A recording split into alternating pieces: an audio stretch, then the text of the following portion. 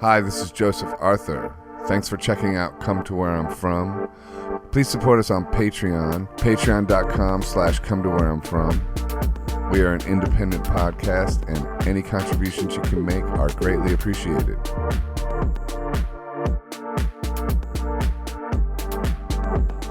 You're right on time. I feel so late, but I'm not that late. I've never sat on this side before either. I asked on this side because I'm like Mariah Carey. I'm like, this is my better angle. I don't know which my better angle is. I guess I could investigate it.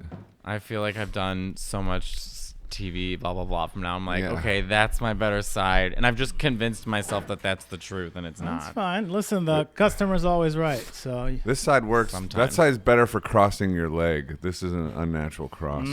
But now I could see you better. Is it better? I mean, you're That feels looking right natural. at me. Okay. Oh, yeah. Mateo's got to turn if I ask him a question. Matteo Lane, right? Yeah. The great Matteo Lane. The great Matteo Lane is here. Episode 110. 110. 110. Boom. Wow. Honor to have you as 110. Yeah. Thanks for coming. We Thanks tried for to get having you me. for 100, but you weren't available. Sorry. Was that right? No. Oh. I would have him for. He's big enough for 100. Sure. Who do we have? Mick Rock? Mick Rock for 100. Yeah. Yeah. Do you mostly interview musicians? That's what it started out like, but I want to kind of interview people like that are experts at narcissistic personality disorder and health experts and stuff like that. Narcissistic personality disorder. Yeah, that's why when I first thought about starting the podcast, I wanted it to be about narcissistic personality disorder recovery. Recovery, like in AA? Like it's something they work at every day to not look in a mirror? What? I don't know. That's what got me into YouTube, and then that's what got me into podcasts. I was like researching a lot of that kind of stuff. Were you dealing with it with yourself or Yeah. with someone in your life? I was dealing with Both. Both, yeah. All Someone of it. in his life and himself. Yeah. But I think we're all narcissistic to a certain extent. Yeah. I mean, especially in this business. I mean, That's true. In a way, you have to be, just not in a. I mean, you're your own. You have to promote yourself, or Yeah. you better think you're great, or how are Yeah. you going to pay rent? I mean, it's kind of a crazy business to be in. To be trying both be humble and also be like, but I'm great. Yeah.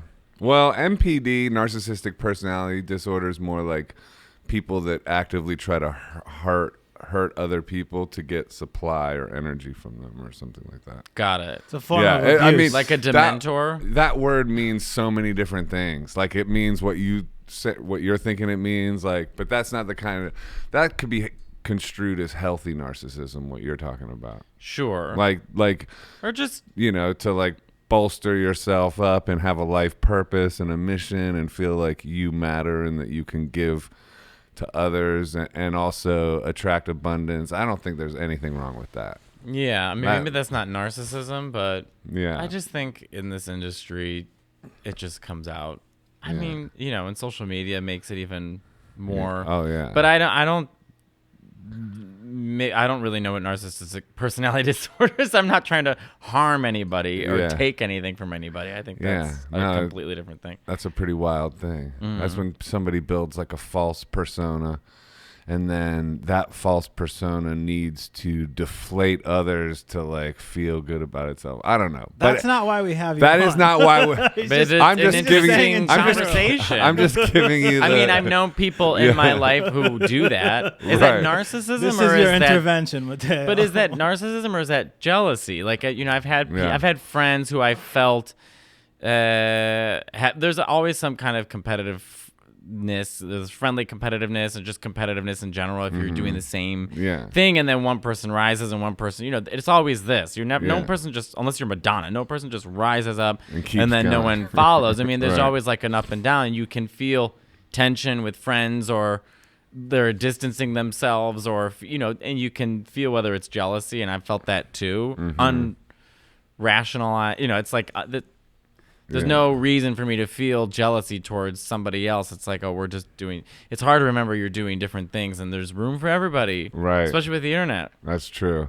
But it feels so isolated and smaller when you're just on your phone and you've picked all the things that you want to view, and then those things become your worldview, and it's not really a good view of the world. It's not realistic. And so you start to become jealous of people for no reason. So Maybe it's all back to the phone. The phone is bad. I think the phone is, I'm realizing I have a negative addiction to my phone. Yeah. I know that seems like such an obvious thing to say. I think we all do. But lately I'm like going like, man, I gotta read a book. This is insane. You can audiobook it. You know? Yeah, well, that's what I'm into. Your phone has made it so it's like, I want to read a book, I'll read it on my phone. Right. Or I want to, I've been like sinking into video games because of quarantine. Yeah. I mean, you could not leave your home. I wasn't on tour. I wasn't allowed to go to the gym. I couldn't do anything.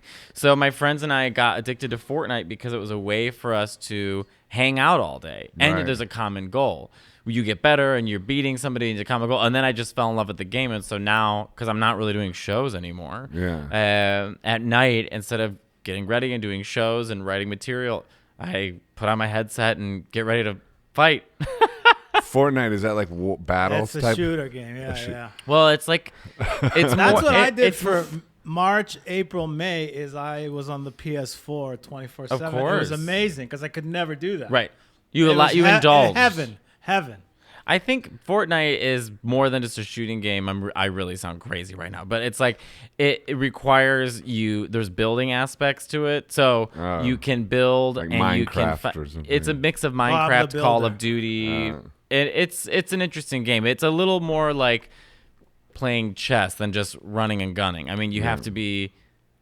You have to just be more strategic about. Did you learn things like saying running and gunning from playing Fortnite? Of course. Yeah, 'cause, like I've never heard anyone say running and gunning with that kind of confidence. In New York. Like you were just like running and gunning. You're This running is and what I gunning. do.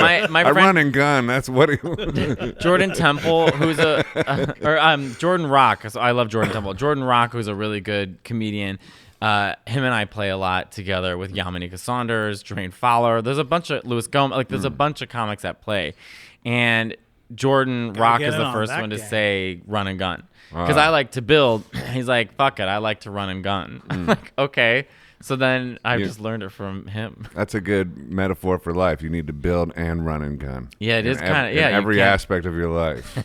You got to know when to run and gun and know when to build. A little true. Fortnite ignorance. It's 100 players in a game. It's not just you guys, right? That's right. All right, so There's like an island. There's kids like 10-year-olds fighting you guys and whatnot. Kids and adults, this is where they meet in the middle and they bond over Fortnite. And these kids are fucking good. Right. You can. It's like, oh shit, I just got killed by a 12-year-old. I mean, that really knocks you down. Takes your ego down. Yeah. Knocks you back to reality.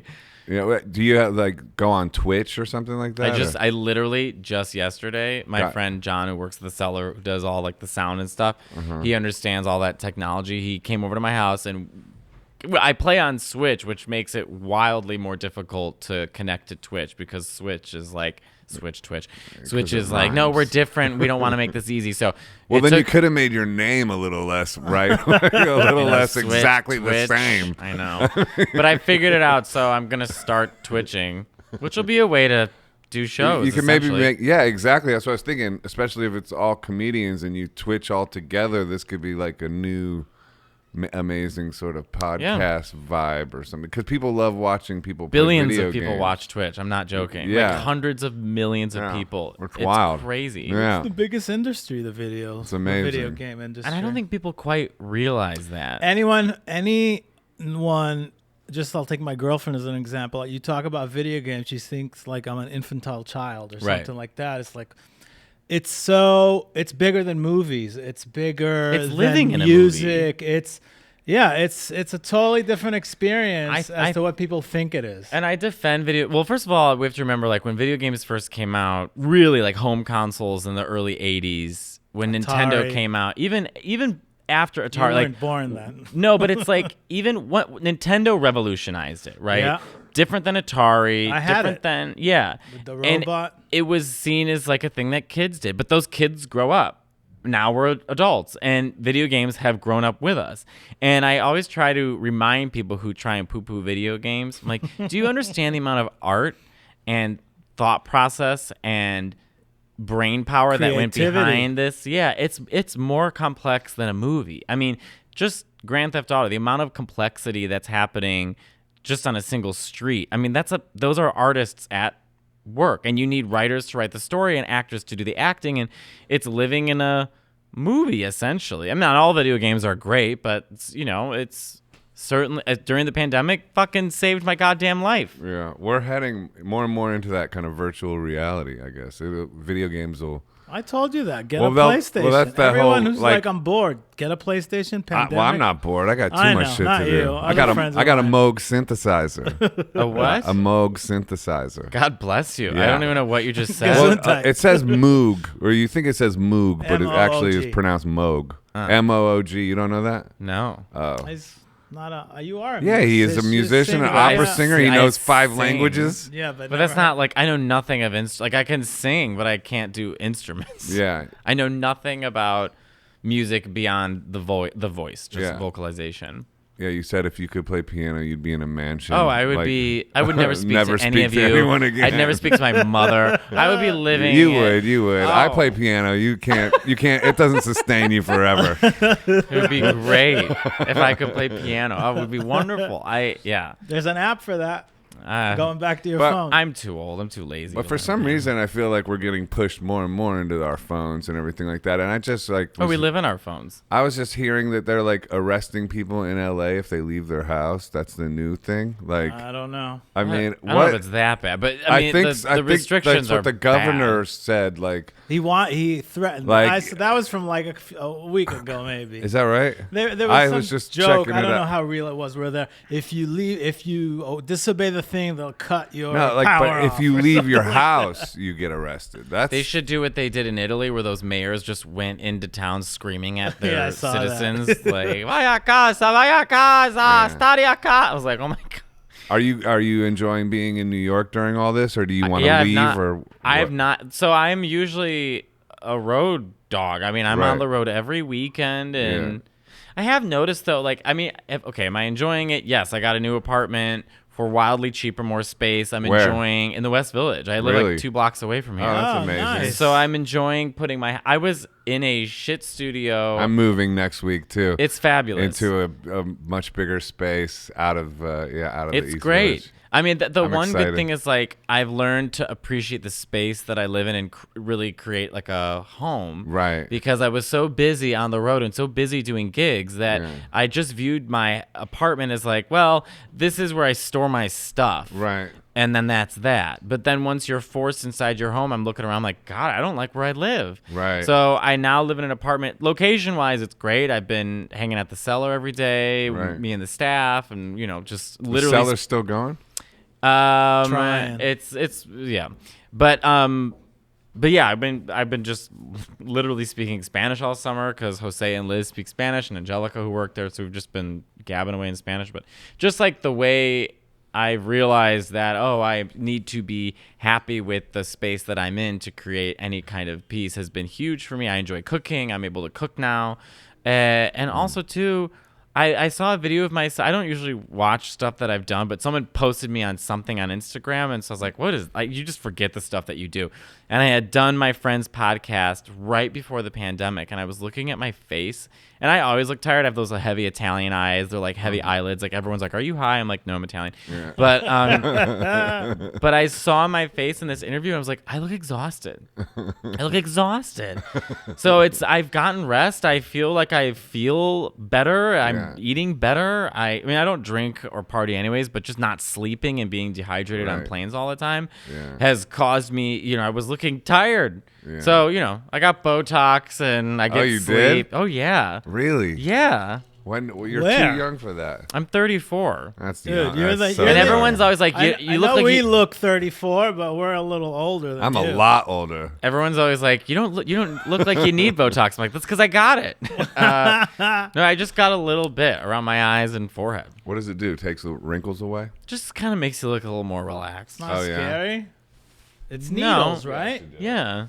Like near your eyes and stuff? Yeah. No, on your back, but it somehow gets to your face. Yeah, of course. It goes like around your eye, on your forehead, and I don't know. I was like, whatever. I'm miserable. We're in a pandemic. I might as well I got it for free. So I was like, I might as well do this, make myself feel better. Got a tattoo. Really? Mm-hmm. What'd you get? I got one of my own drawings. It's my favorite opera singer, favorite artist ever, actually, Maria Callas. So it's the only tattoo I'm ever going to get. But I did this drawing 8 years ago, and I've been since trying to find an artist who I thought that could replicate the drawing exactly. And I found him. He was this Russian dude. His name is SIVAK_. I think maybe he's Ukrainian, speaks Russian, but they did my drawing exactly, and I'm obsessed with it. Let me see. Yeah, it's beautiful. Wow. Really cool. I got to shave it. She's getting a bit of a mustache. I love the yellow.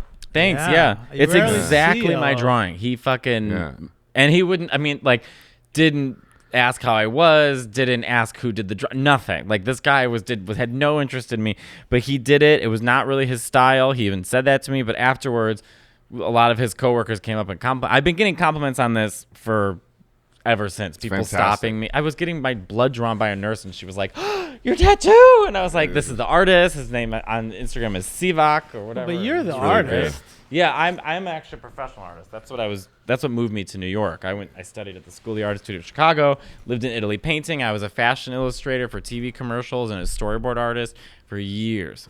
Wow, that's amazing. So where did you grow up? Chicago. Oh, okay. That's neat. Hence my accent. Yeah. And how'd you get into art? My mom is an artist, but she's like Italian. Well, she's Italian and Mexican, but she's just like culturally Italian, and she's like, well, I'm just gonna have kids, and that's that. But I think it's genetic because my brother, sister, and I are all artistic. She never pushed it on us. Never. I just was like this neurotic child who would draw 24/7. So just drawing. I never did art in high school though. I did opera in high school, but didn't go to class for anything, and my grades weren't good enough to get into college because I almost failed out of high school. So then I could get into art school. You didn't need to be good at math. So I did 5 drawings, and I got into the best art school in the country, the School of the Art Institute of Chicago. Wow. And then that changed my life forever. I mean, I became addicted to school like a sponge. I stayed there. We had 7-hour classes. I did nothing but draw and paint. Nothing but draw and paint. Right. I didn't party.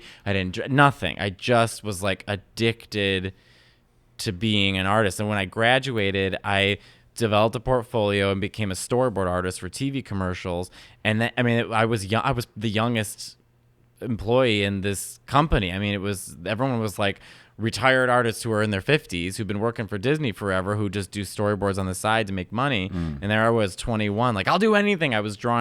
At first I was drawing Littlest Pet Shop, which is a kid's toy. Oh, they have all these, do you know what that is? Yeah, I have a 10-year-old. Yeah. So I would do all the commercials for them. Then they realized I could draw pretty women. So I started doing all the fall, spring campaigns for DSW.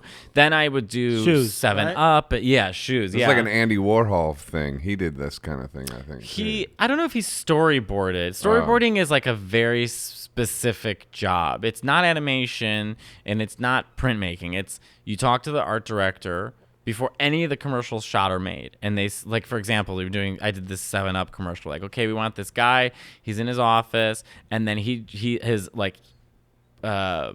whatever, like his twin comes up, and like they're both drinking 7-Up, but one's kind of kooky looking one, and you just sketch out exactly what they say, and then you have to take that and then actually do. So we need 35 drawings, black and white or color. We need them by tomorrow. So you're basically up all night doing these drawings, and then these drawings go to 7-Up and the advertisers, and they film it from there. So like a visual map. Right. Yeah. It's hard. It's really, really, really, really hard work. I mean, I think it's like a young man's game. I mean, it is exhausting. And you don't know when the work's gonna come.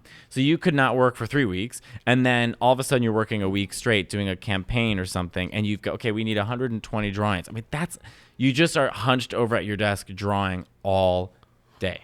And there's no sort of upside in terms of, like, normally, like, if you're an artist, I have a goal of getting in a gallery and showing my thing. With, like, a storyboarding, it's like it goes to the commercial then. And dies. That's that seems a little, like... I liked it in the sense that I'm a very fast drawer. Yeah. I was the fastest in all of my classes. It actually hurt me in oil painting because they're like, you need to chill out. But I'm very quick. So I enjoy, like, animation. I did animation in college, and it was exhausting because it's just drawing the same thing over and over. The storyboarding is like, here's the one image, move along.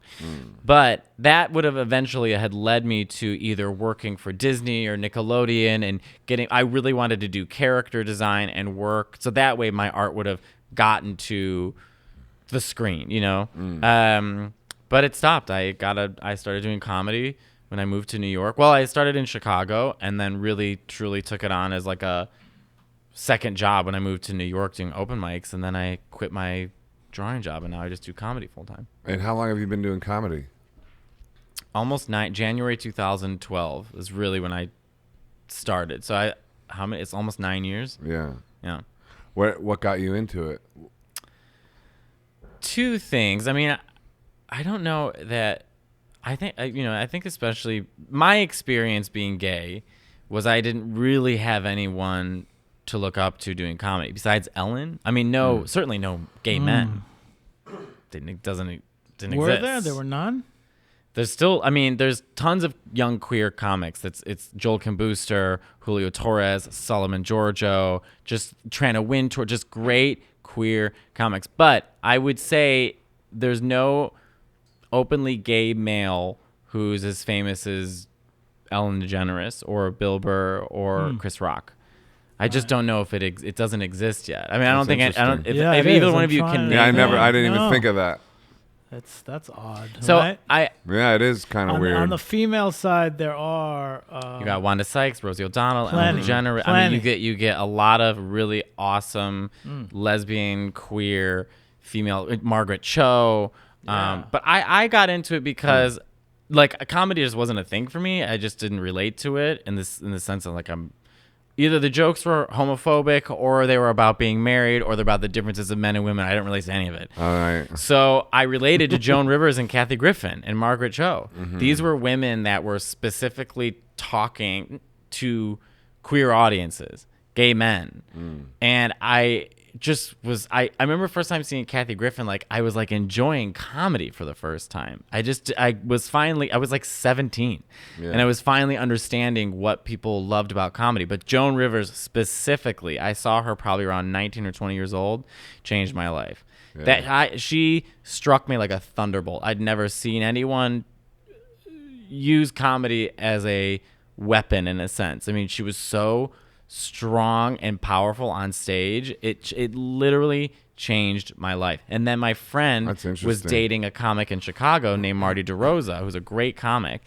And I was ignorant to the world of comedy. I had no idea how you do comedy. I just said to him one day, I was like, I want to do comedy. And he was like, oh, as a favor to my friend, his girlfriend. He said, yeah, you can do 3 minutes on my show. So I brought 36 members of my family. Wow. And on your first time out? That's wild. They were ready and willing. My grandparents, everyone. That's Italian though. And I did 3 minutes. And you weren't like that. Didn't that make you more nervous bringing all the people? I would want to like do it. I'm definitely on my own here. Like, I just didn't know. I mean, now I don't like when people I know come to shows. I hate it. But I was young. I was 25 or 6, and my family was the only people. You have to understand. I grew up on the same area as my first 25 cousins, and we're all the same age, and we all grow up together. And I'm always with my aunts and uncles. Like, my family to me is not just like my mom, dad, brother, and sister. It's like when you say family to me, it's like, yep, my grandparents, my aunts, my uncles, my cousins, like Italian family. It really is it's a cultural thing. I mean, my dad's Irish, and he doesn't even, I don't even think he speaks to his family. It's like, so, them coming to my first show was natural. I mean, and they also just wanted me to talk about them. They're like, make fun of us. It was a roast. Yeah, of course. So how'd you do? Probably not well. I mean, it's your first time doing comedy, but I liked it. I liked preparing for it. I liked being on stage. Because before that, I had been singing in gay strip clubs on the weekends with this shit cabaret show. That was my only way of performing. I think comedy to me was a calling, but I just didn't know what I just knew I wanted to be on stage. It's similar to singing. Yeah. On stage, facing the audience, and different vulnerability though. I liked with comedy nowhere to hide behind. In comedy, somewhat yes and no. Like now that I do a monthly singing show at Joe's Pub, I've gotten more comfortable in singing. Different type of performance for sure, but with comedy, I'm much more stronger on stage. Oh, okay. More confident, more. I believe myself more. I mean, singing is way more vulnerable and way more frightening in a lot of ways because it requires you to not be funny about it. I think it's totally the opposite. I would be much more vulnerable if I went up just to tell jokes or just to be comedic or whatever. Right. If I go up on stage with a guitar and singing, I can totally that's like tell jokes. A huge security blanket, and then I can like joke around in between. I think it's just that's what my upbringing at this point in terms of skill in comedy is just much stronger than right. And I'm a great singer, but not in the sense of like I'm not like this wild performer as a singer. Like obviously I'm a comedian singing. If I do a singing show, so my comedy is my sword essentially. Like right. I feel more confident if I make fun of myself. Or, just having jokes, like feeling the security in the jokes that I've written really helps. I'm more of a comedian than anything. So how long did it take you to write your first 3 minutes, or did you improvise some? Well, when I first started in comedy, I got asked by this guy named Adam Garino, who was running a gay comedy show at Zanies. And so he asked if I wanted to do it. He'd seen me at open mics, and we had done these kind of stand-up shows at Sidetrack, which is a gay bar in Chicago, and I said sure. And I knew that I had a month to prepare, so someone was like, Marty was like, you need to go to open mics. So I started going to open mics, and then open mics is where everything is revealed to you. You completely understand the schedule you have to put yourself on, how many nights a week, how to work on jokes, how to write jokes. And I befriended a really funny comic named Ray Holub who taught me everything right away. He was like, come with me. We'll do open mics every night. We do 3 open mics a night. You have to write 1 or 2 jokes a week and let that go throughout the week and see how that grows. And then if it does well, you work on that if you're booked on a show. And you're kind of always folding. It's like a tapestry. You're always adding to your repertoire essentially. Right. So I got put on a really good comedy schedule through Ray, and then from there learned what it means to be a comic and what you have to do and the respect you have to earn and how to write jokes. And in the beginning, I didn't really know how to write jokes, but I knew how to perform. I knew how to sing and do impressions. And so I was doing Christina Aguilera impressions and Britney Spears impressions and Mariah. And it was really just to garner attention. You just want anything to separate yourself. So I'm gay, which I was one of the very few. It was like me and Bill and, there was Cameron Esposito and Candy Lawrence, a bunch of other queer comics in Chicago. But I would do anything just to get attention. Right. Sing, do impressions. Then that wears off.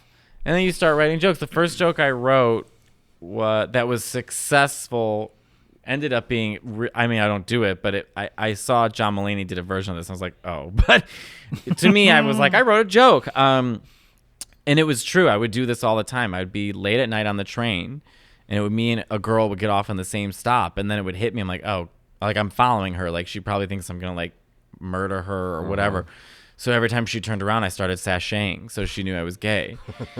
And it is something that I did. I often find myself gaying out to near straight women, so they don't feel at the gym or whatever. I don't want for some reason if I'm opening my door. How do you gay out at the gym? Put on a sundress. I don't know. It's anything. How do you gay out at the gym? I wonder. I already look wildly gay, so there's no question there. But just hey girl, just anything to give him a wink of I'm on your side. I'm not here to be a creep. Yeah. So that was once I did that joke, I think that was the first joke that lended itself to joke writing. And then especially moving to New York, the tricks and the Christinas and all that, all out the door because it was all about joke writing. And the first open mic I went to was at the Creek in the Cave. Yeah, that just closed, which is really sad because Long Island City. Creek in the Cave is a venue run by Rebecca Trent that really just allowed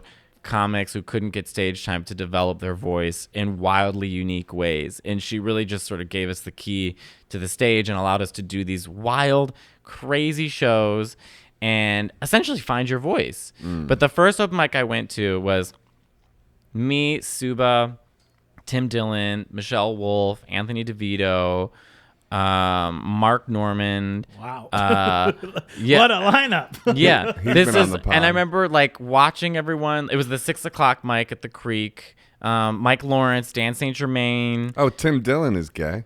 Yeah, Tim Dillon. There you go. That's a. I love Tim Dillon. I do didn't know too. he was I gay. cannot Yeah, I love say Tim Dillon enough too. good things. I agree. And Tim, Do you like his podcast? I think everything he does is genius. Yeah, And he's did brilliant. he and I were one of the few gay comics, at least in our circuit, for the first couple months I moved to New York. We would see each other, wildly different comics, and I really felt a bond with him in the sense that like I just was kind of like, yeah, we're doing it. Right. And I remember one of the funniest things he said is I went up on stage at the Creek and did well, doing 2.5 minute mics, 2 minutes, whatever. Then Tim Dillon goes up right after me and goes, I just want everyone to know that I'm sure next week Matteo's going to be on Chelsea Lately talking about Miley Cyrus's hair, and I'll be throwing myself off the George Washington Bridge. Like that. But I love Tim Dillon. Yeah. Frank Liotti is another great gay comic here in the city. But yeah, I just started doing open mics, and they really just lead you. Everything just becomes organic. That's why when people ask me, like, how do I do comedy? I literally just say, go to an open mic. I have nothing else to share with you, tell you, offer you. Go to an open mic. How long? Just go. You go and jump in the net Just with go. a Until tear. something happens, until you feel... It's different for everyone. Well, he But found you a can't- mentor, the kind of guy, like a comic Yoda. Ray Him. Holub really did teach me the ways. And when I moved to New York, I applied all of that to him. I said, okay. And then Evan Williams became my comic buddy, who's a great comic who moved to LA. And him and I would do 3 or 4 mics a night. Right. And again, I didn't date. I didn't go out. I didn't drink. Nothing. It was Monday to Monday comedy. That's it. I just was doing comedy. That's all I cared about. Where does that focus come from you? Because you did that with art. And you did that with Singing. and then now you have a lot of drive to excel. Where do you get that from? I don't know. I have this neurotic compulsion to just achieve greatness. I don't know if greatness, but just to I like the results. Yeah. I like doing something and seeing myself get you like better. to honor life in a way.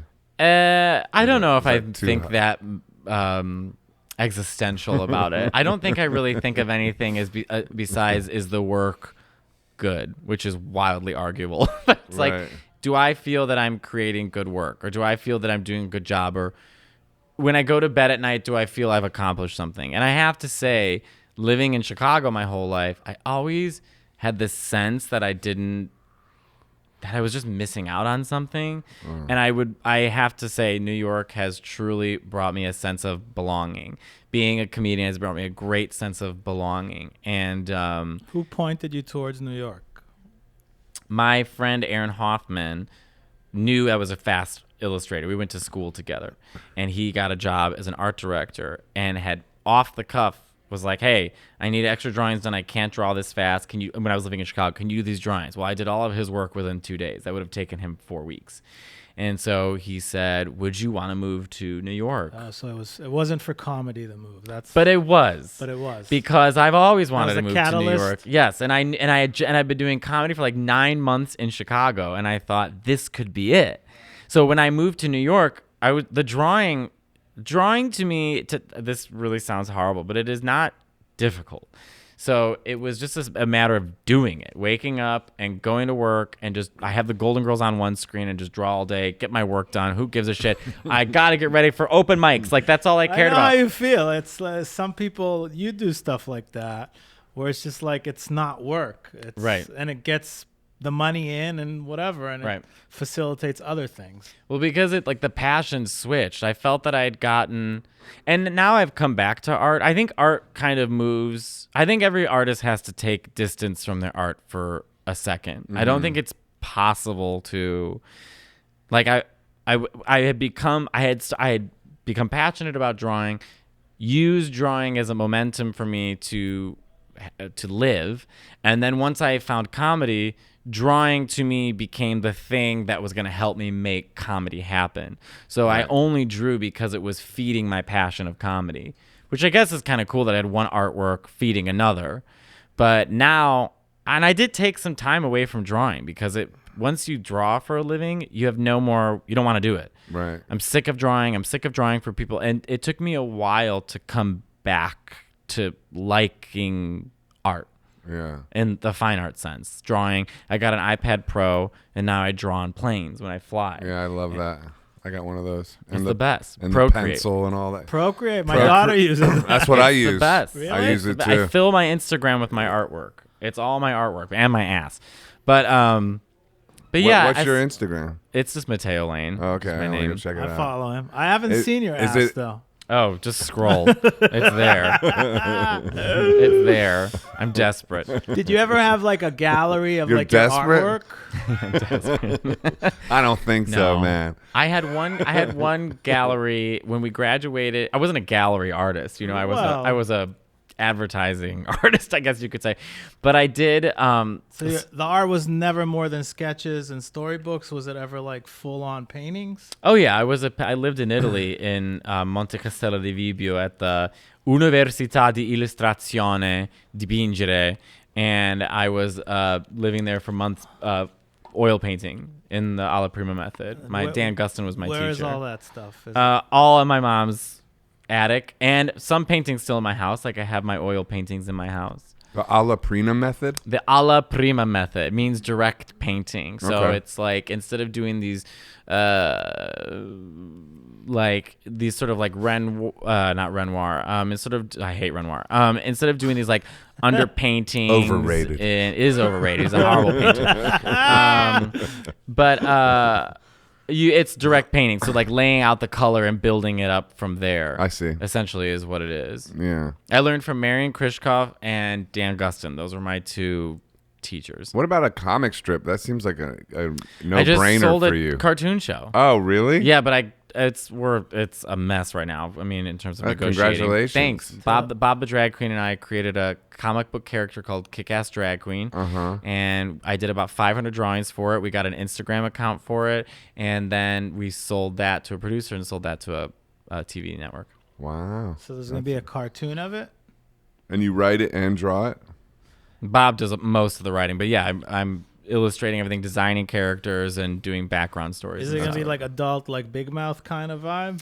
Yeah, adult comedy. I mean, it's drag queens, Right? So it's gonna be rough. That sounds fun. Yeah, so it kind of circles back. Like I've circled back to my artwork in a way that I didn't expect, but I guess I've always leaned on my artwork to get me ahead. Well, it's there for the rest of your life. That's the great thing about being an artist and doing having various disciplines. I mean, because I'm the same way. I'm a musician, but a painter as well. My Instagram is nothing but my paintings too. Yours is probably smarter than mine. I doubt it. I really doubt it. But but I have the same. I relate to what you're saying because I sort of oscillate, and they inform each other, and then they also give each other energy, and I can take a break from one and then go into another one, and it's just and taking a break helps rejuvenate it in a lot of ways. Well, then your subconscious can sort of grow like while you're not disturbing it or something. The only problem is quarantine.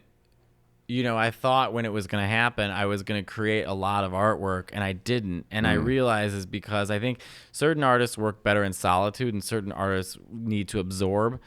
And I'm one of these artists that just needs to absorb. If I'm living life, if I'm out, if I'm doing things, I feel like I'm inspired. Yeah. Sitting at home all day, I wasn't inspired. So I didn't draw. I literally didn't draw for, I think, 3.5 months during quarantine. Because I just was like, I don't give a shit. And if I don't care, it just doesn't come out. Yeah, I had a friend who had a gallery, or I have a friend who has a gallery, and she gave me the keys to the place, and I used it as a painting studio when lockdown first happened. So I ended up painting like a shit ton. But I know what you mean. Like this whole thing has been there's been some unseen challenges that you couldn't have really planned for. Like it is, you think, oh my God, I have this time, I can just focus, I can achieve so much, but there's other weird things that make it difficult, I guess. Yeah. I like to be busy. Yeah. I like to always be doing something. Yeah. I'm not good at sitting still. Right. I'm not really good at relationships in that sense either. I mean, really? I've tried to do like relationships and just like drink coffee in bed and watch TV. And I'm like, I'm going crazy. Right. Like, I just can't do this. It's too hard. Right. And I don't think that the people that I, had, they don't get it. They don't get, Maybe they just had the wrong partners. They're into That's it. True. Yeah. That's true. There's one person that we're both still madly in love with each other, and we'll eventually figure it out. But there's a geographical. It's a long distance, we'll say. That's fine. Here in Europe is too far, and so we can't see each other. But Oh man, where in Europe? in España. Oh, nice. Is this the porn star you joke about in your comedy act? No, it is not. He's not a the porn European star. porn star you No, told. he was Brazilian, not European. Brazilian, sorry. Although I think some Brazilians like, we are European Brazilian. I'm like, okay. Yeah. Brazilians are so goddamn hot. I can't handle it. They're perfect. Their country's beautiful. Their food's great. Their people are. Brazilians really nailed it. Yeah. They did nail it. They fucking nailed it. And I don't know why on Instagram they're always like, come to Brazil. I'm like, yeah, I want to. You think I want to be hanging out in the middle of January in New York? No. Yeah. I want to be in that whatever that beach is in Brazil with that mountain in the background that all the gays take the picture in front of. Ipanema. Yeah, that song. Yeah, the girl from Ipanema. Yeah. I speak Copacabana Beach. The girl from Ipanema. Ipanema. Yeah. I don't know how to. Again, I was there. I was there once, 2004. I bet you they thought you were Brazilian. Brazilian. I don't remember. People must think you're Brazilian, Italian, Moroccan, Iranian, Turkish. I'm Israeli in origin, but yes, the complexity, the color is. I get a lot of Spanish. People talking to me in Spanish because they think I know Spanish. Oh, Latino for sure. Yeah. I just get Italian. What do your parents do? My dad was he's a Vietnam vet and then became a cop. And my mom was a school secretary. Wow. Vietnam vet? How old is he? He's 68 now. Oh. So are your siblings artists as well? Or? My brother's the top designer at Apple. Really? Has a very difficult, rare job to That's have. Incredible. Is in a very elite group of people. My sister. Does he lend you money ever? No. Like, really? Apple discount? Like, and I get no Apple. He gets the same goddamn 10% discount. You get no discount. Nothing. That's nothing. insane. I did get to try some stuff before other people. Like I tried the iPad Pro and the iPencil and stuff. My sister is a world champion fitness instructor. It's called an IFBB Pro, International Fitness Bodybuilder. Yeah. And but she's an insanely good interior decorator. I mean, like out of this world. She's also very incredibly artistic. How come you guys excel so much? Your parents must be amazing. I don't know. It's so funny because my parents never pushed us. My parents never. If anything, my parents did the right thing by sort of just taking a step. I have to give a lot of credit to my mother. I think looking back now, my mother, growing up, we're all in a row. I'm 34. She's 35. My brother's 36. So we're all like ducklings in a row. You're the youngest? I'm the youngest. I can tell. Yeah. I need attention. I'm the youngest too. But my mom did such Not a in this good room, unfortunately. Right. But my mom did a good job of making things fun and accessible for us. We did not have a lot of money growing up, so drawing and cooking was like, it was the thing to do. Every single day my mother would cook. She'd line all three of us up with her and we'd help her cook. And she would make it something that was enjoyable, pleasurable, fun. Even things like when you make pizza dough and then you have to watch it rise and how exciting it was for us to see it rise and then decorating it and sitting down. And my cousins had a camcorder which looked like you worked for Lucasfilm back in the day. Yeah. And we would do animations. We would do claymation and animation. Wow. And so I think my mom just encouraged our creativity because we were naturally creative. I truly think you're either born a creative person or you're just not. Yeah, think so? I think my mother. You either have the eye or you don't. Truly. And same with singing. You either have it or you don't. You can practice your whole life, but you're still not going to sound like Whitney Houston. I always tell people it's just sustained singing. It's no big deal. But it's different, with opera. But I was like, I don't know if I agree with that. I think I disagree. Think cameras are a great example where you give one person a camera. It could be the shittiest camera. They either know how to take a photo and can see the composition or they can't. And it doesn't matter what camera you have. A good photographer will use shitty equipment. It'll still look good because he has the eye for it.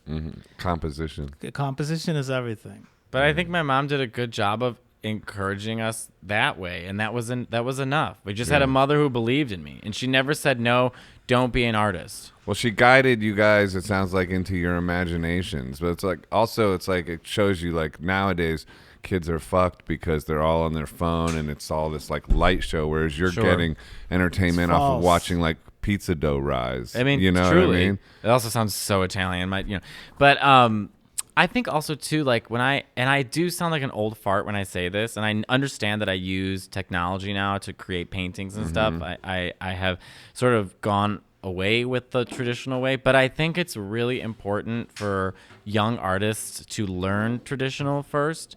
I went back to my school to speak. There was Peggy McNamara was one of my favorite teachers, and she taught a class called Scientific Illustration at the Field Museum, and we would spend 7-hour classes. We would watercolor and draw the taxidermied animals to really study the animal anatomy, essentially bones, all that stuff.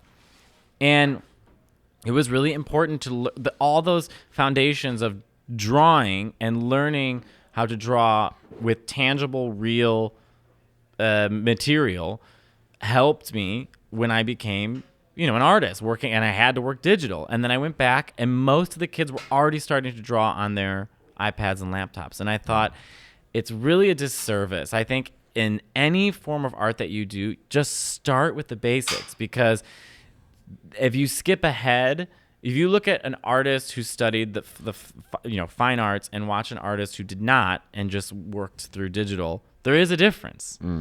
So, I mean, that's also me just being like an old fart, being like, the classical way is the best way.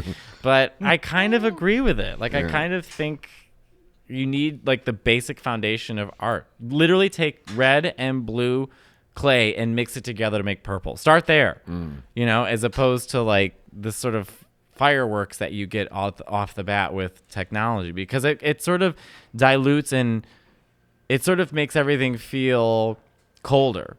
It has less. It's also less understanding of the process of what it is to make the colors that you're using, or it all disappears. It's all just given to you as a final product on digital. Well, it's like, and I know, Picasso is like a controversial man, but as an artist, I mean, he was 12 different artists in one. He started traditional and then moved to the rose period, the blue period, and then started to take what he understood the foundation of art composition and value and drawing, all that, and then broke it apart. Just disassembled it as many ways as possible with the knowledge of where it comes from, the foundation. And that's why he was so genius, because he wasn't just creating these sort of abstract cubanism, all these different pieces to be weird, like a shock jock, He was doing it because he was trying to break apart the foundation that he understood that art had stuck itself in. I mean, I'm totally for artists doing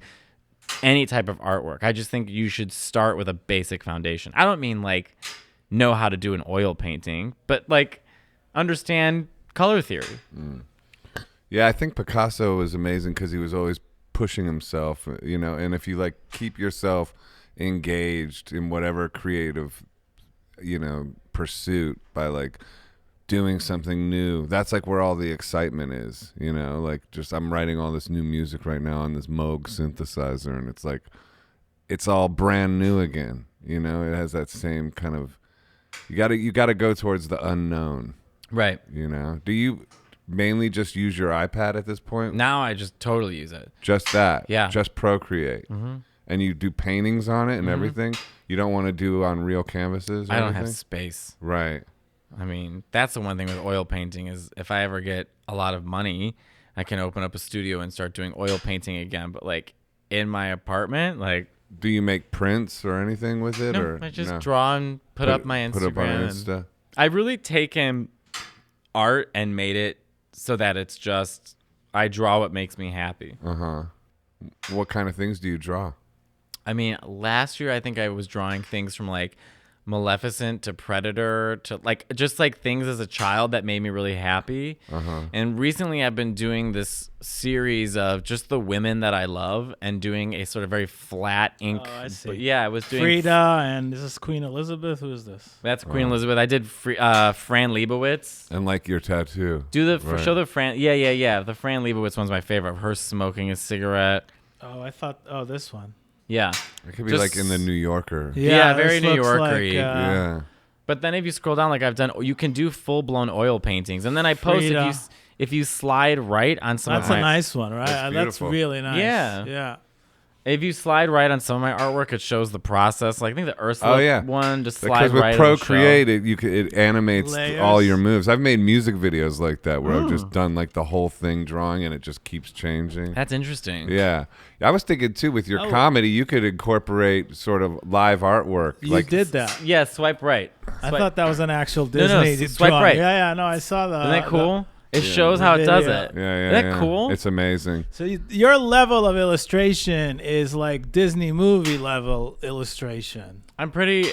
This is like, okay, this is better than the movie. No, it's not better than the movie. Not better than Ollie Johnson. Don't overstate. Frank But it's that level. I mean, it's amazing, it's but top, come on. top notch. It's not better than the movie. This is Joe's art. Oh, that's beautiful. Thanks. I love That's it. what I What posted medium today. is that? That's on canvas. That's water-based and ink and Mixed pastel. media. Mixed media. Yeah. I'm fucking mixed media king over here. Work. But but I was thinking because I paint live in the music environment, like paint and sing at the same time.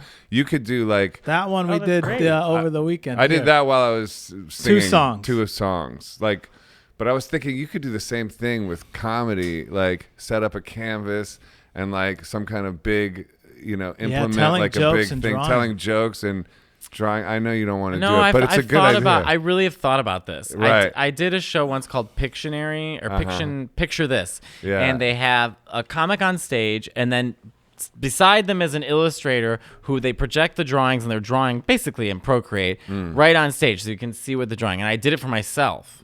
So I've done that where I was like doing a Liza Minnelli story and drawing Liza. it's projected from the iPad? It's projected, yeah. Wow. Interesting. That's so cool. like behind you. Saves you materials and shit. But I think as a comic, I am not interested. I am interested as a comic to prove myself as a comic.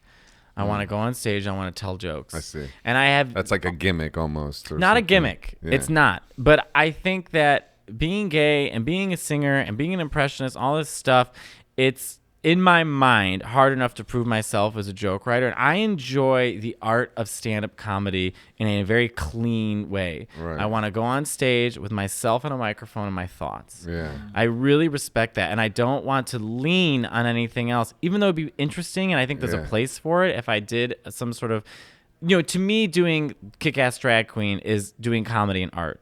Yeah. It's me drawing something and expressing comedy through my art. That's more of a mix. But on stage live, it's interesting to me. I have like no interest in doing it. Yeah. Which I've been asked 1,000 times, and I did it once, and it was interesting. It was interesting to be on stage and doing a joke about Cats, like the musical, and drawing like how shitty the costumes looked and stuff, and very, very interesting. But it's almost like when I think of CrossFit, like I feel like CrossFit's cool for the first 2 weeks, and then it just becomes the thought of it is exhausting. Did you do CrossFit? No, but like but it's like you ever see people in CrossFit like running around, throwing tires, doing this? I'm like, this is exhausting. Like you're gonna do this every single day? Like I don't pass. Pass. It's difficult. I got up today and did a run, but it was not that easy. I was tired. I slept too long, and I was working out sucks. I could go run real quick, and then I just like to breathe a lot of oxygen. Like the Wim Hof thing. It's an interesting take. I've never heard this take. No, before. that is like that's what it is. It's like if you to go run, it's just an excuse to breathe a ton. I do zero. I work out every day. I go to the gym. Well, like 5 days a week. Every day? 5 days a week. I'm very about working out. But I do no cardio. I hate it. Yeah. I'm lazy. I'm sure it's killing me. I hate it. I refuse to do it. It's like every part of you doesn't want to do it. I run a lot. And even today I was like, I don't want to do this. And even when you're like going out and just walking towards like the East River, it's like, I don't want to do this, but then you make yourself do it. And while you're doing it, it's like, this sucks. And that never kind of doesn't but it feels suck. good after. But then it feels good after. But does it feel good after? Not really. Yeah. No, We've does. convinced There's a runner. ourselves this is what we have to do, and people just sort of look miserable. And Where do you go? What gym? Or you don't have to say, but I go to Stalkers. Do what? You'll get a stalker if you say. Yeah. Oh, I don't. I go to a special Brooklyn. gym. Special gym. Yeah, I know. But I like going to the gym. My sister taught me my workouts and my diet and eating habits, and it's the same thing as everything else. I like having a goal and working towards it and seeing. Seems like you're very schedule oriented. Progress. I am. I'm very A-type personality. I'm very schedule oriented. It makes me feel like. What's your birth sign? Cancer. Oh, okay. I don't know what that means. I don't believe in it. Yeah, I don't believe in astrology at all. Next question. It is an interesting question. I just know Virgos are like organized. Who are? Virgos. I'm a Libra. What month is Virgo? I'm just all over the shop.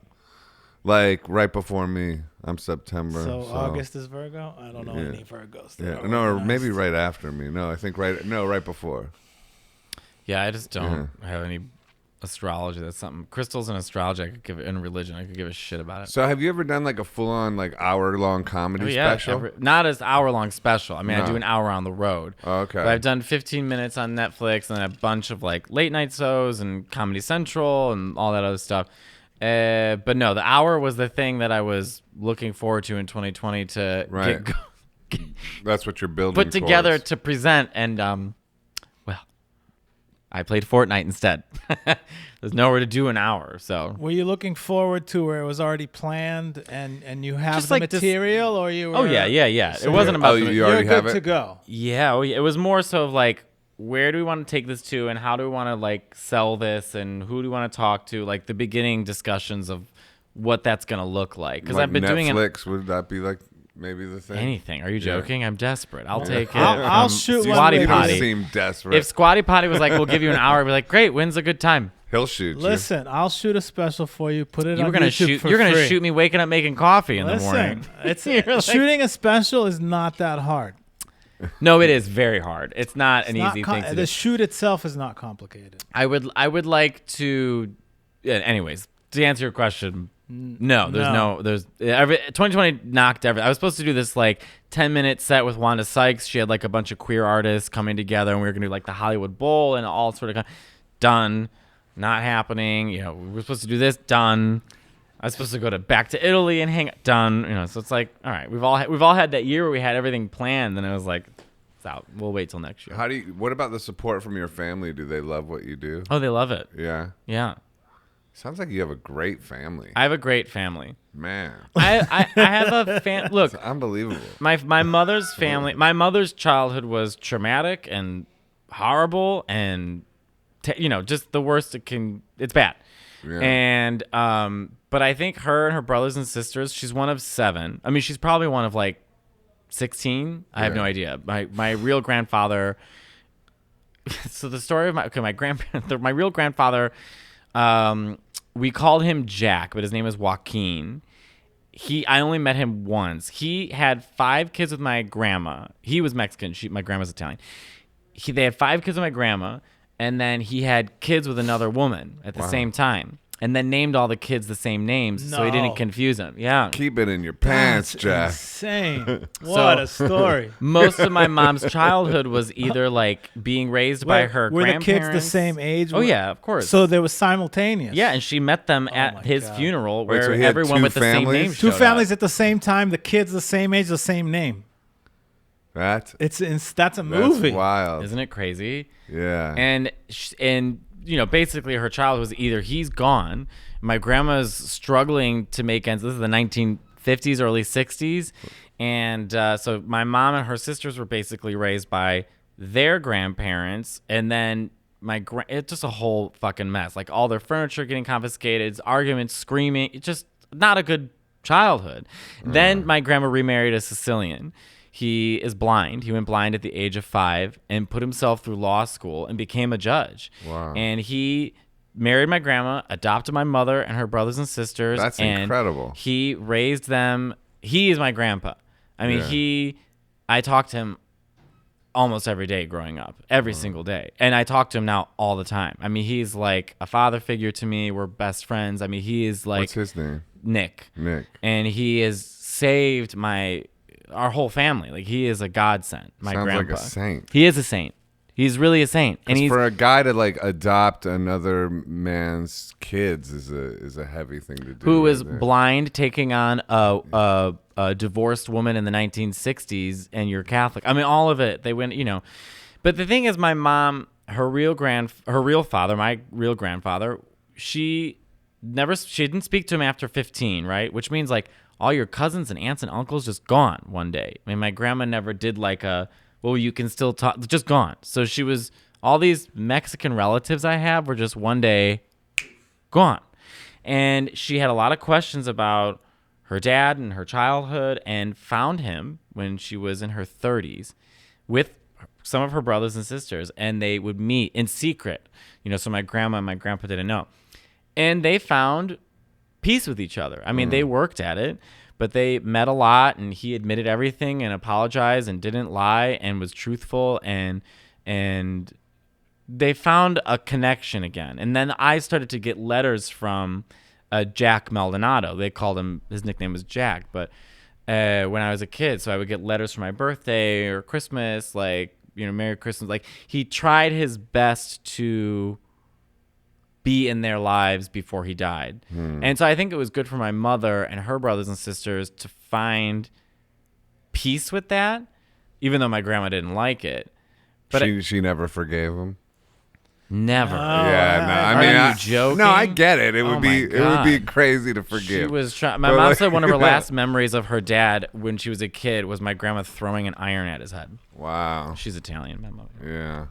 Yeah, no, that's a beat too far. But I get both sides. I get my mother's side, needing to talk to your father, needing answers, and I get my grandma's side, saying, well, he's a piece of shit, and I don't want him to see how well I raised you, is what she said to my mother.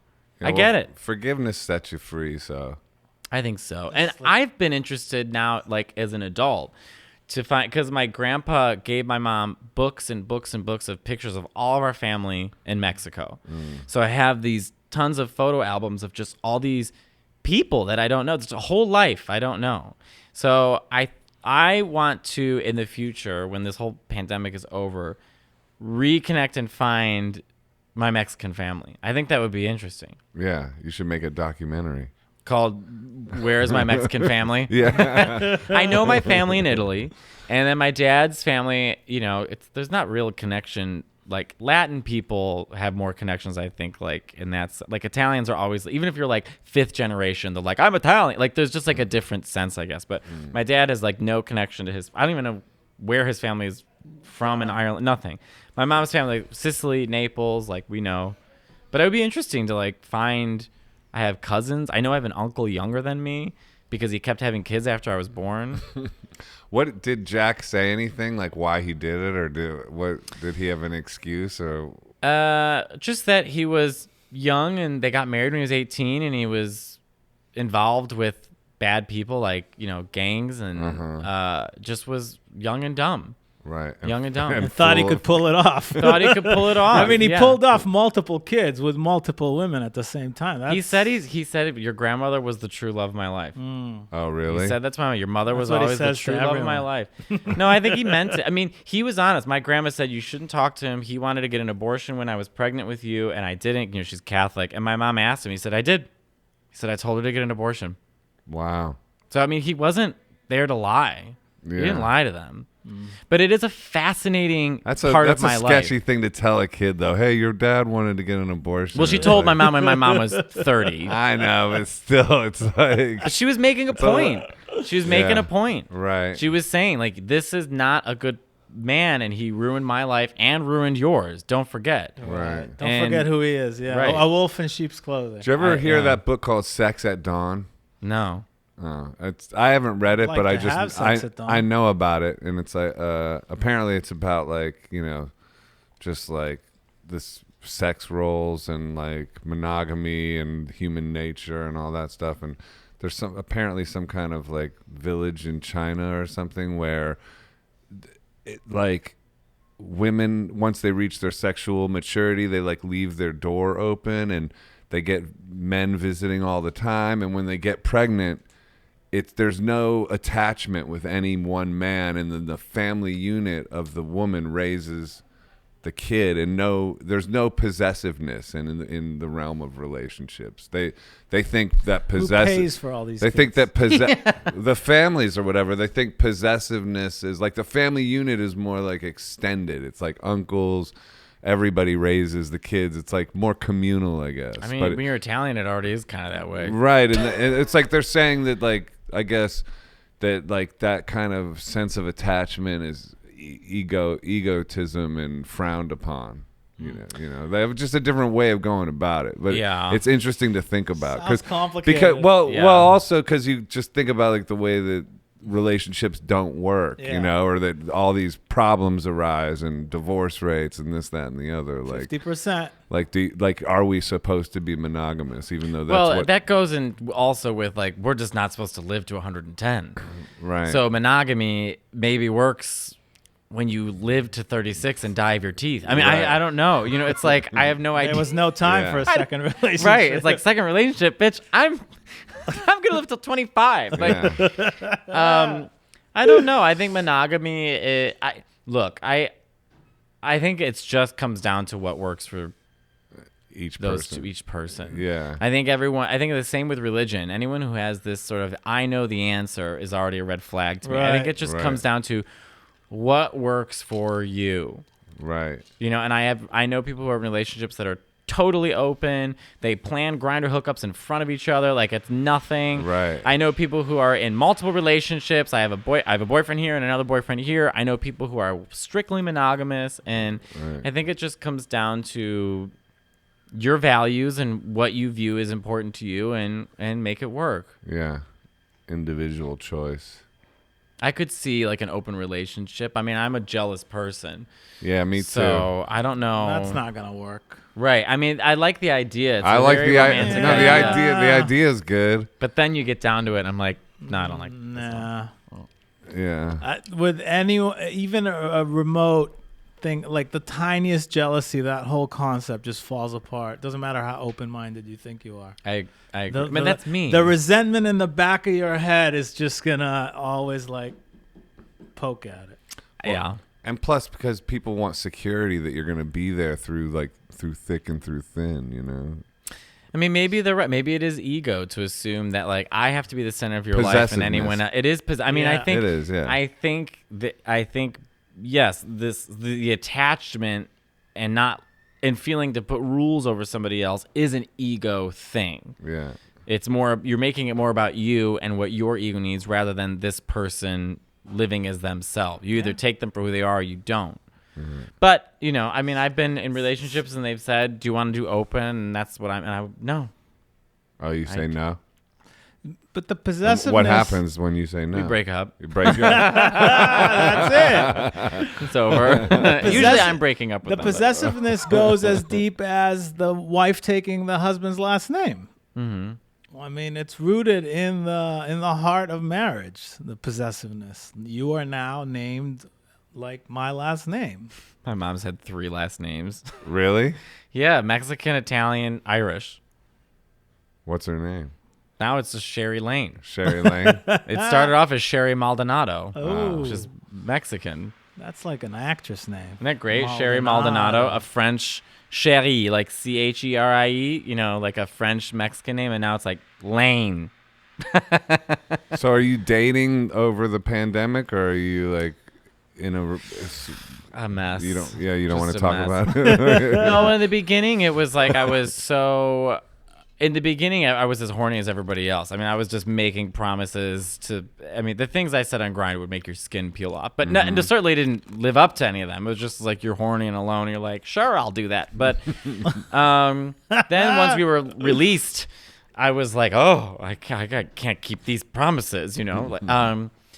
It's just been in this...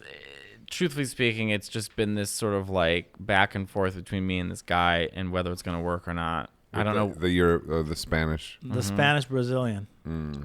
I don't know what the attachment is. I don't know how to release that. I just know how I feel.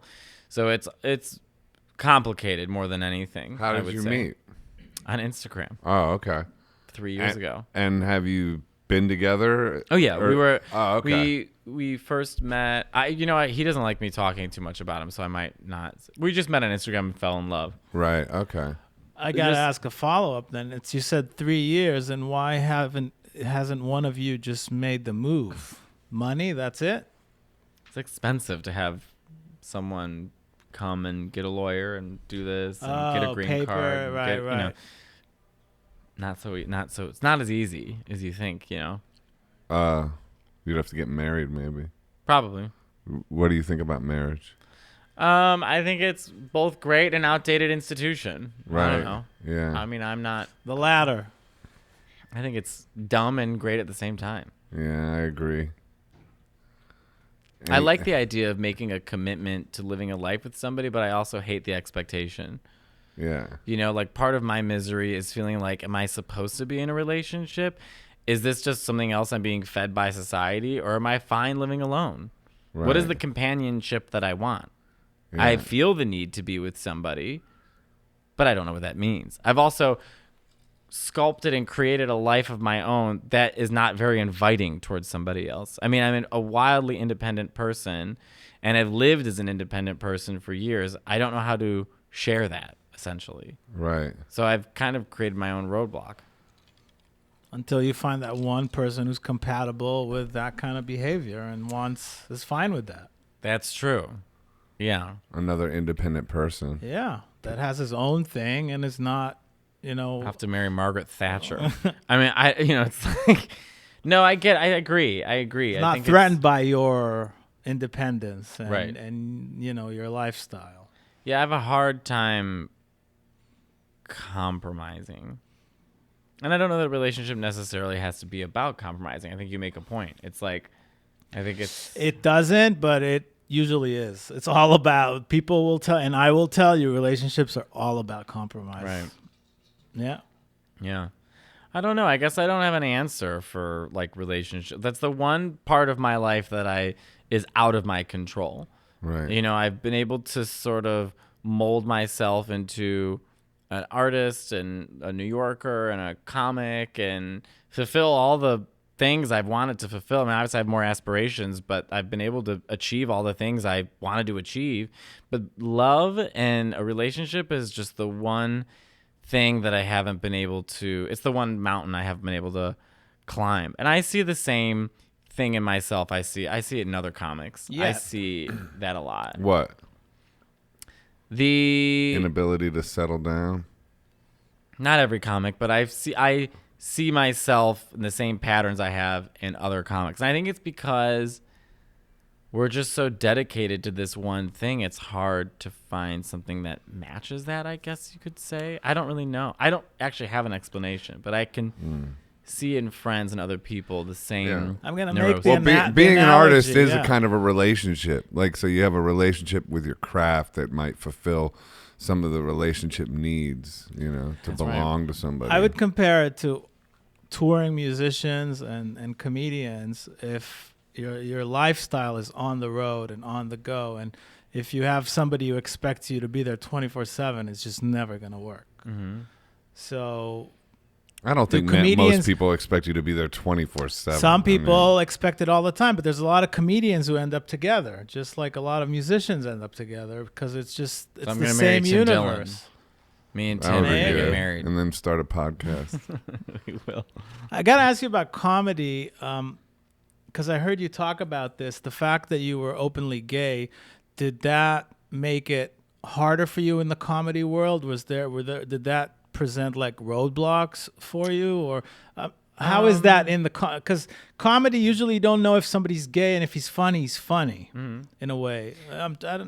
I think it probably, if I was straight, like if I could suddenly be straight and do comedy, I could probably have better perspective on what that's like being gay and how people view you. I think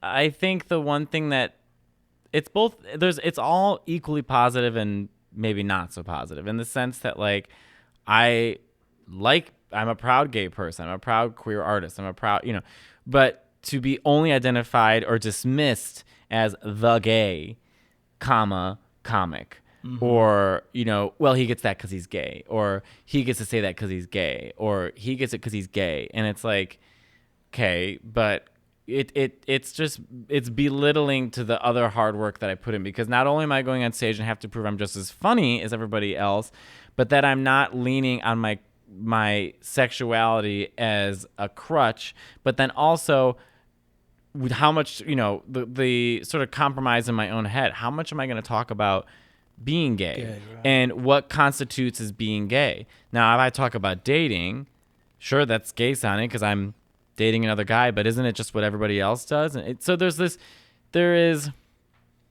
I think there's an expectation, and there's also a stereotype that I'm always fighting against. But I've gotten to a point now where I've cared less and less. So like if somebody is like, well, he's just a gay comic, or that's, I just don't care, because I've proven to myself that I can do this, and so people can say what they want kind of at this point. But I mean, is it harder? I like the fact that, you know, I stuck out. It's a different take. I notice when I get in front of audiences, like on the road, when I go on the road, it's a lot of queer people coming out. Like it's a lot of gay men. But when I'm at the Cellar, it's people who aren't coming to see me. Right. So it's just a motley crew of people, just random. And I noticed in a positive way, people are more open to hearing about gay lifestyle, or they're interested, or, oh, how interesting. Like, you know, like you see 8 comics, let's say, at the Cellar on a Friday night, each doing 15 minutes. Usually I'm the only gay one. And when I get on stage, it's kind of interesting to be, I'm coming at a different perspective. Right. Maybe not so special, but it's like, you know, it just is a different viewpoint. Well, I don't know. I enjoy, I would say in the past, I probably tried to fight it because I didn't want to be just a gay comic, and I probably said and did a lot of things that I wouldn't say or do today. Like, I don't want to do that because I'll just be viewed as the gay guy or whatever. And maybe it was necessary for me to make those battles. But today I'm more confident in who I am as an artist, and I don't mind it. Like, I don't mind being the most queer gay person that I am. I just am myself. I mean, you have to remember, I lived 18 years of my life trying to please other people, being in the closet and trying to be something that I'm not. Suddenly, am I going to come out of the closet and still try and please? Like, I'm just tired. Mm-hmm. I'm 34 and I'm fucking exhausted trying to please other people with something I can't control. So it just comes down to the fact, like, I'm just going to do what I do. And if you like it, great. If you don't, fine. I mean, it's hard to please everybody. Most comedians represent a type anyway. Sure. Like whether it be race or, you know, usually comedians will lean in on a certain sort of identity, you know, so I don't know. It's like being gay is, I think, just part of that, maybe, you know. In other words, you wouldn't just be that, but that would just be an aspect of who you are. And it can inform where you take your comedy. That's true. But it doesn't reduce you as a comedian in any way. It's just, oh yeah, he happens to be gay, or just like somebody happens to be black and they talk about that a lot, you know, or something like that. Which, you know, makes sense when people say like, why not? You know, it's like if you're not the status quo, and I've lived all of my life sort of on the outside viewing how the rest of society works, I'm going to have a lot to comment on. It would be crazy for me to just not address it. So I wouldn't feel self-conscious about representing who you are. Yeah. You know. But I mean, it all else? Just kind of, I don't know. I've gotten to a point now where I'm very content with how I present myself. So, I mean, it's a lot of trial and error, I think. How did you get into singing opera? What drove you in that direction? I just, when I was 15, I really wanted to get into the plays at school, but I was too young. You know, I wouldn't have gotten any of the parts. So a girl named Ashley Stein said, "Can you sing?" And I was like, "I don't know." she's like, well, you can join show choir. You can get on stage and then the people can see you and da-da-da. So I was like, okay. And then she's like, just sing something for me. I didn't know what to sing. So I sang Aladdin. I think I sang like Riff Raff Street Rat. And she was like, you've got a good voice. You should audition. They were like, little did I know they were desperate for boys because boys, it's too gay looking to do show choir. So I did it. And Mr. Heck, Tim Heck, who was my choir teacher, was very smart. And he said, look, you actually have a very natural singing voice. You should train. So he had me originally with a teacher. I don't want to say her name, but she was insufferable, but I was with her for about maybe a year.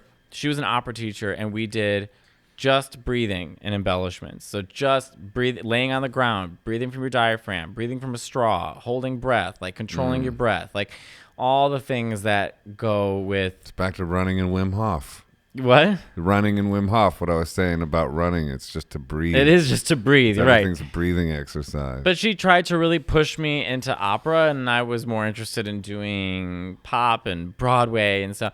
So I left her and went to another teacher who helped me harness my breathing in classical form. So I would say I had my base is an operatic technique that eventually moved into just more contemporary music. But I studied with that teacher, Nick Falco, for about 7 years. Wow. On and off. And why was the first teacher insufferable? Just egotistical and not nice and combative, and I didn't like her.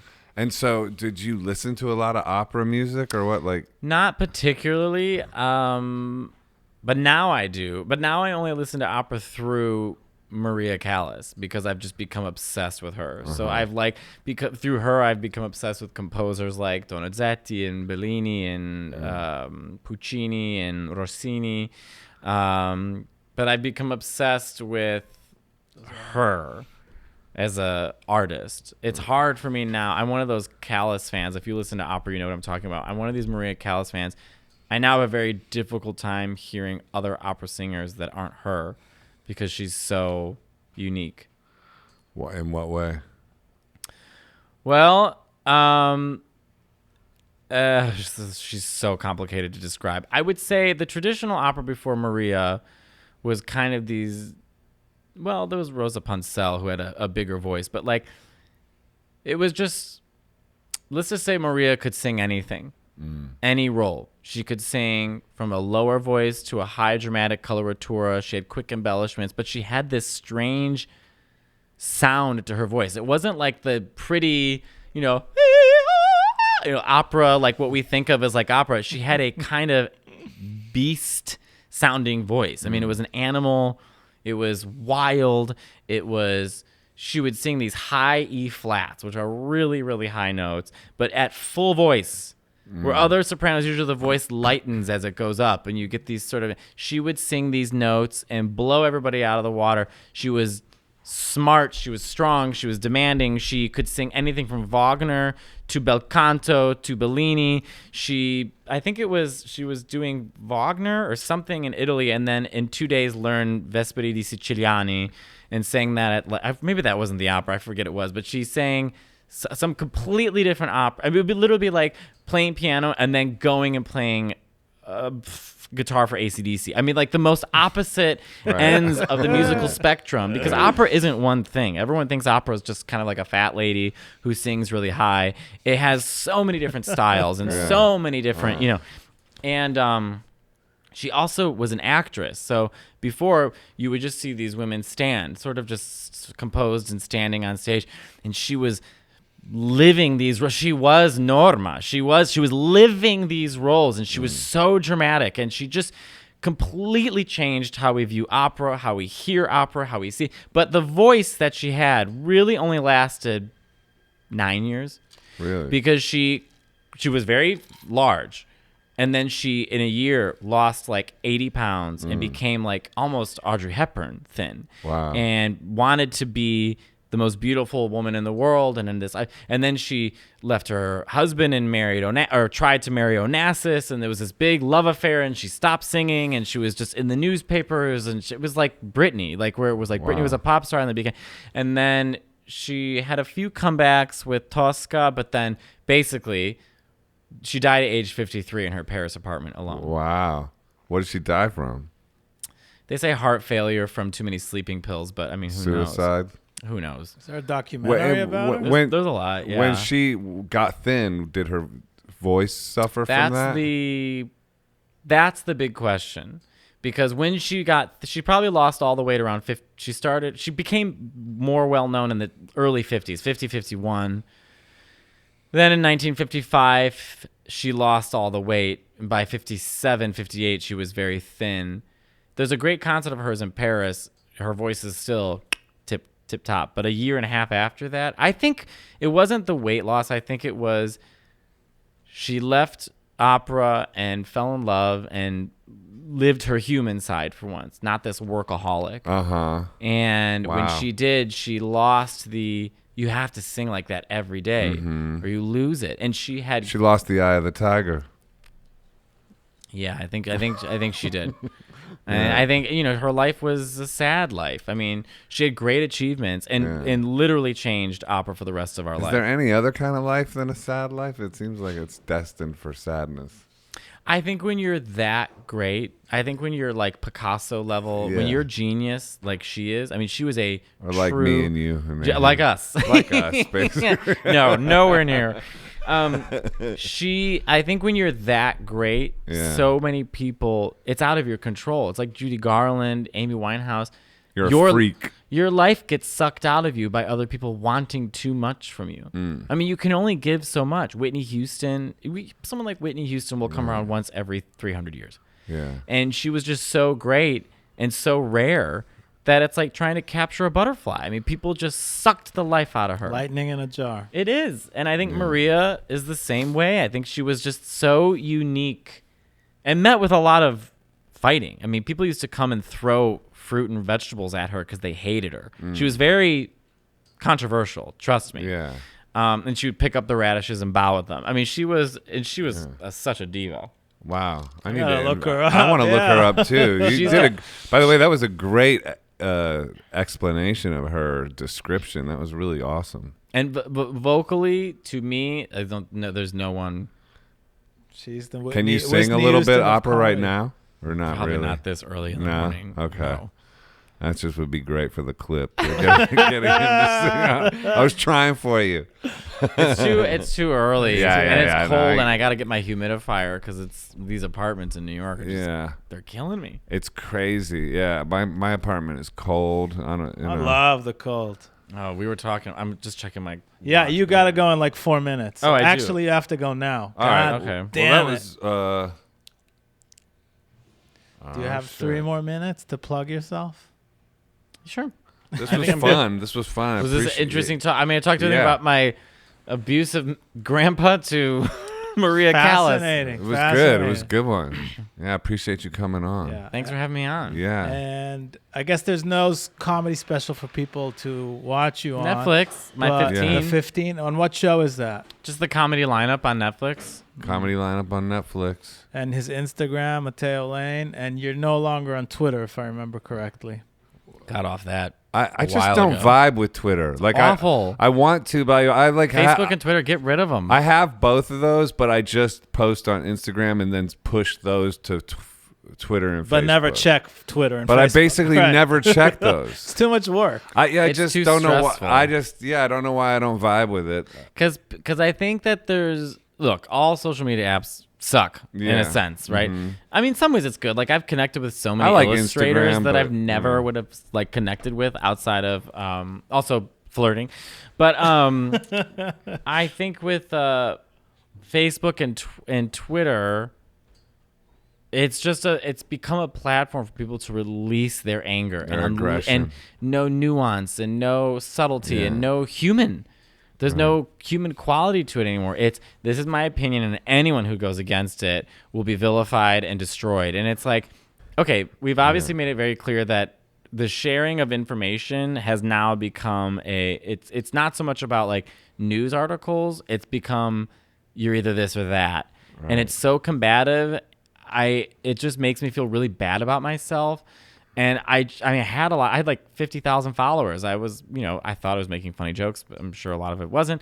And I just decided one day, I was like, this is bringing me no happiness. Were you getting were people coming after you on that, or wait, 50,000? Every once in a while. That's a lot. I mean, that's normal. Yeah. I think every once in a while, I would post a comedy clip or something, and people would tell me why I'm wrong, and why you should be canceled. Sure, right? Yeah. Oh, canceled. Who isn't canceled? But it just seems like a platform that people, like my friend Nick is like, I only go on Facebook when I want to fight. Right. And I was like, yeah, I think that's just what they are. And not that Instagram's any better. I mean, I am constantly flirting and saying, using it to validate myself, and it's a lot of narcissism and photos and looks, and I get it. I'm playing into something that's not good for me, but I also don't feel as stressed out because I follow a lot of bakers, painters. Yeah, I follow skyscraper pages. I get inspired by it for sure. I think I could do a lot more. I could follow less hot men and stop bringing myself to this place where I feel I don't look good enough or I'm not good enough for the, I could work on. But it's also, again, I've made so many different friends who are artists. Like my friend Joe and I became such good friends, and we can draw together and talk together, and different queer artists. Oh, thanks, man. Oh, you're not. I'm Joe. I thought you were. No, my friend Joe, my new friend Joe. I was like, but we can sit and draw with each other. My friend Joe and I, we just bonded. It's like, oh, I'm touched. But but it's like I don't get that on Twitter or Facebook. Right. You see what I'm saying? Yeah, it's too stressful. All right. Can I ask one more question? Sure. I asked this to all comics about the Comedy Cellar. Oh yeah. How long did it take you before you passed the ST test and that whole process before you the act, how long till I started working at the Cellar, or once I auditioned, and how long? What was the audition like, and how long did it take you to get to the audition? I got in, so I got recommended through, was it Rick? Because there was a controversy about the Cellar.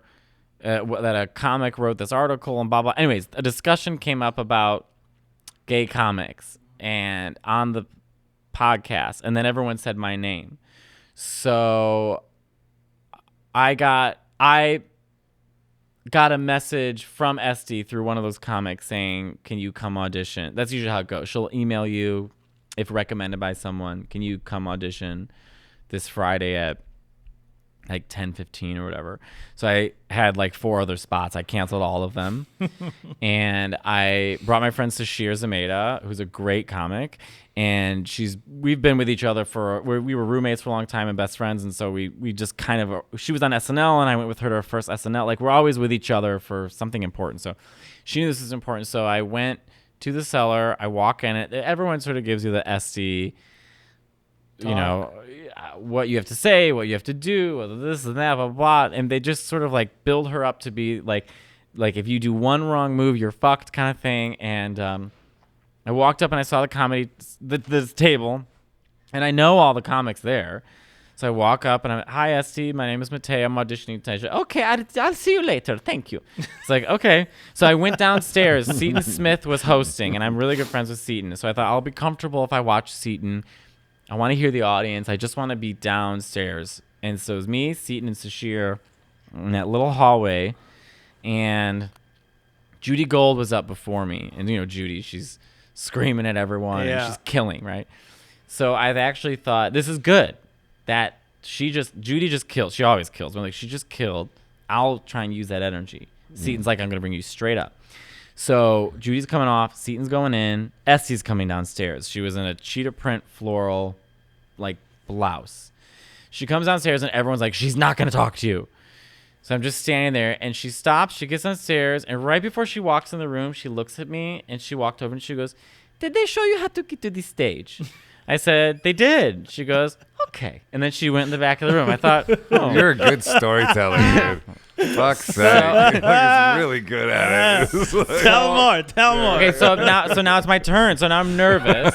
And seeing this very funny guy performs all over the city. Welcome Matteo Lane. So I had this joke that I've been doing forever where I come out and I sing in my falsetto. I sing an opera song. I sing O mio babbino caro. Can you do a little of it now? Sure. No. It's not this is not my natural singing voice, but I come out and Disclaimer. go, O mio babbino caro, mi piace bello. And then I say, everyone claps. Amazing. And I say, thank you. And I say, that's a true story of how it came out to my dad. And That's funny. it's like a That's great. It's a very fun joke. So Yeah. that got a huge laugh. And then then all of a sudden I was like, okay, now I'm just on stage doing a show. Yeah. Right. Yeah. So I did basically my late night set from Seth Meyers. It just the hits. It's 4 minutes. I'm going to watch that. Seton lights me. I get off stage.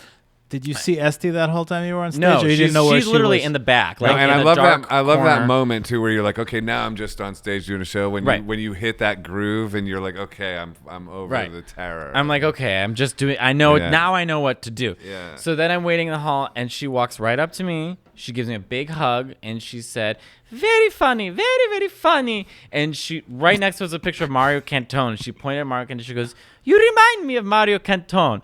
She goes, "Send me email with dates and this and that." She told me how to do it, and then I have been booked ever since. She has Wow. never not booked me, knock on wood, and I've just had the Congratulations. best experience at the cellar. The staff and the comics are a family. Yeah. I am like this Great summer. venue. Oh my god. It's amazing you're involved with that. That's like such a huge thing. I just That was a great fucking story. yeah, Really good. they were, and and I've become very close with like Liz who manages and Jose who works there and Esty. I've become very close to Esty and Keith Robinson and I have become such good friends. It's like Shout out Keith Robinson. Shout out Keith Rob, but the cellar really has become a support system and a family, and I just love performing there and working there, and also too I think they get a lot of criticism by people who don't understand the cellar, but I don't think I've ever been surrounded by more diverse lineups and more creative people and hard hitters and good joke writers and just like a really welcoming, warm, wonderful staff. I just love performing there. It's my favorite place in the world to perform. Nice. Yeah. How long have you been doing that? I got into the cellar I've been there almost 4 years now. Right. Maybe something like that. That's awesome. He's a baby. It's been fun. Yeah. Well, cool, man. Thank you. man. Thank you for coming, Matteo. Thanks for having me on the Appreciate show. it. Really, I really appreciate it. enjoyed talking to you. Yeah, that was great. And he's 10 minutes And late for his we're- meeting. Yeah. Thank you, Thanks, everyone. Ehud.